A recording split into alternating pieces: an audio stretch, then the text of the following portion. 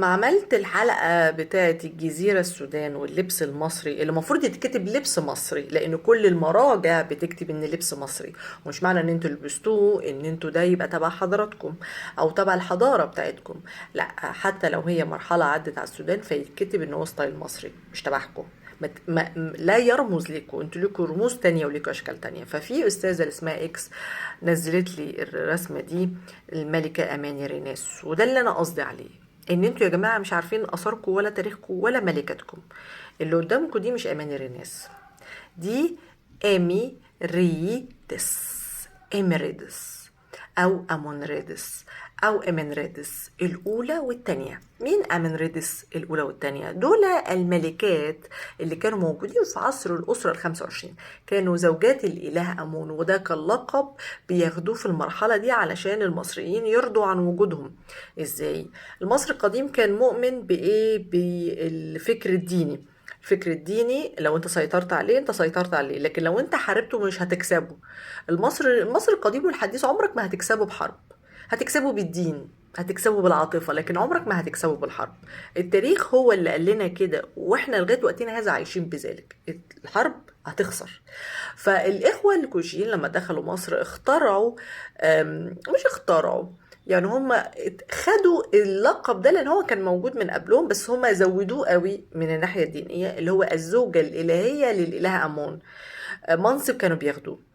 تعالوا اوريكم ازاي هم خدوه بالشكل ده. يا جماعة كان جزء من استراتيجية الأسرة ال25 لفرض السيطرة على مصر العليا طيبة دون حرب. هما ما يقدروش على حرب معانا عن طريق النفوذ الديني. والدها كان اسمه كاشتا، دخل طيبة بسلام كالعادة، هما كلهم بيدخلوا بسلام. وعين ابنته امنريدس وريثة للقب زوجة الإله أمون، خلفا للكاهنة المصرية شيبونوبت. شيبونوبت دي كانت مصرية، هم خدوا منها اللقب بالدحلبة.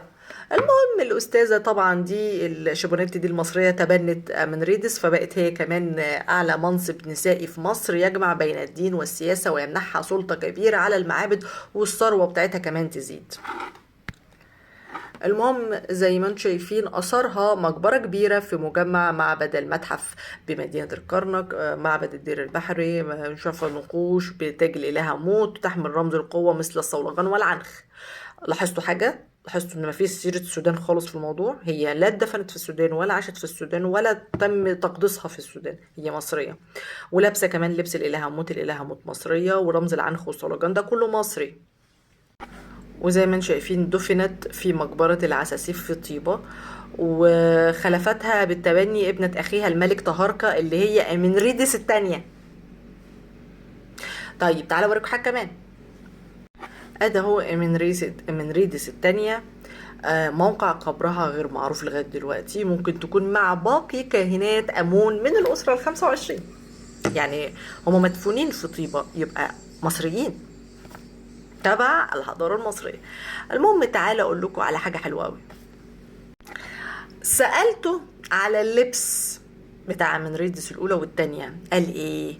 اللي هي أسرة كوشية نوبية الأصل. وطبعا هنا في مشكلة أنا دايما بتناقش فيها، إن كوشيين غير النوبيين، بس في البعض المصادر بيحطوا الاتنين مع بعض، ولكنها تبنت بالكامل الأسلوب المصري في الفن والدين، وده انعكس بوضوح على شكل تماثيلهم وملابسهم. اللبس والأسلوب الفني، التمثال يظهرهن بنفس الملابس الملكية المصرية التقليدية، فستان ضيق، تيجان كاهنات الملكات مثل تاج النسر أو قرص الشمس بين القرنين، يلبسن عادة الباروكة المصرية الثقيلة ذات الضفائر المنظمة وليست التسريحات الأفريقية. لماذا؟ لأن التسريحات الأفريقية في ذلك الوقت يا بشوات ويا هوانم كانت اللي أنا وريتها لكم مع قلهاطة ومع الملكة أماني شخيطة أو شخيطو، اللي هو مفيش ضفاير، بيشيلوا شعرهم. الضفاير دي هم خدوها من المصريين، لان المصريين كانوا متحضرين كفايه ان هم يتعاملوا مع شعرهم. فالاخوه الافارقه في جميع انحاء افريقيا خدوا من المصريين هذا الامر وليس العكس. مش معنى ان احنا بطلنا ان دي مش بتاعتنا، فاهمين؟ فالضفاير ايه؟ مصري. الباروكه اللي لابسها مصري. ممكن يكون في ملامح نوبيه خفيفه زي الانف الممتلئه، ايه، الشفاه الممتلئه والانف العريض شويه، لكن مش ملامح افريقيه، لا ملامح نوبيه زي اللي موجوده عندنا. ماشي. تعالى اوريكم حاجه كمان. الملكه تويا ام الملك رمسيس الثاني اللي انا سميت بنتي على اساسها، مش على اساس جدة اخناتون، لا على اساس الملكه الجميله دي. تويا لابسه ايه؟ لابسه اللبس بتاع ايه؟ ها؟ امنريدس، صح؟ تعالوا اوريكم حاجه كمان. الملكه تي لابسه ايه؟ لابسه نفس اللبس بتاع امنريدس، ودول اقدم بمراحل من امنريدس. يبقى امنريدس هي الاساس ودول اللي قلدوا. هي كانت بتتعامل على اساس انها مصريه لانها مصريه. هي دخلت مصر قالت انا مصريه، ما قالتش انا كوشيه، قالت انا مصريه. التصنيف ده اتعمل ليه؟ لان الاخوه العلماء صنفوا هذا. بس هي مصريه، لبس مصري، ديانه مصريه، معابد مصريه اتدفنت في مصر. المهم تعالى اوريكم اخر بقى مرحله.